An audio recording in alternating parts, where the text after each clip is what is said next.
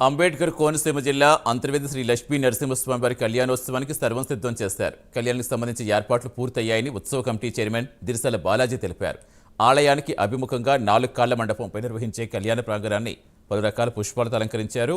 భక్తుల రద్దీకి అనుగుణంగా 1100 మంది పోలీసు సిబ్బందితో భద్రత ఏర్పాట్లు చేసినట్టు కొత్తపేట డీఎస్పీ సుంకర మురళీమోహన్ తెలిపారు.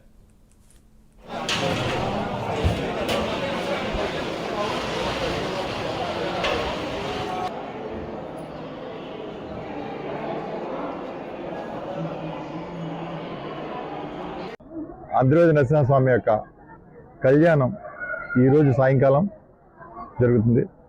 అలాగే కళ్యాణం అయిపోయిన తర్వాత ఉదయం సముద్ర స్థానాలు, మలా దర్శనం, అలాగే రేపు మధ్యాహ్నం నుండి స్వామివారి యొక్క రథోత్సవము జరుగుతుంది.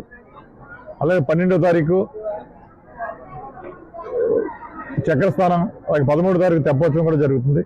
దీని అన్నింటికి సంబంధించి నా కోనసీమ ఎస్పీ గారైనటువంటి శ్రీ కృష్ణారావు ఐపీఎస్ గారి ఆధ్వర్యంలో పూర్తిగా బందోబస్తు అరేంజ్మెంట్ చేయడం జరిగింది.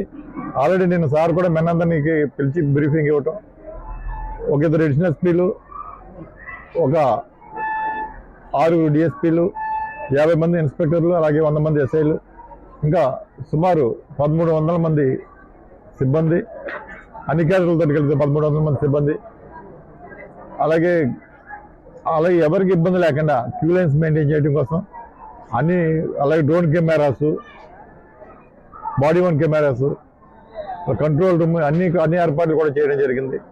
ఎక్కడికక్కడ mike system, parking places, traffic diversions కూడా చేయడం జరిగింది. భక్తులకు ఏ విధమైనటువంటి ఇబ్బందులు లేకుండా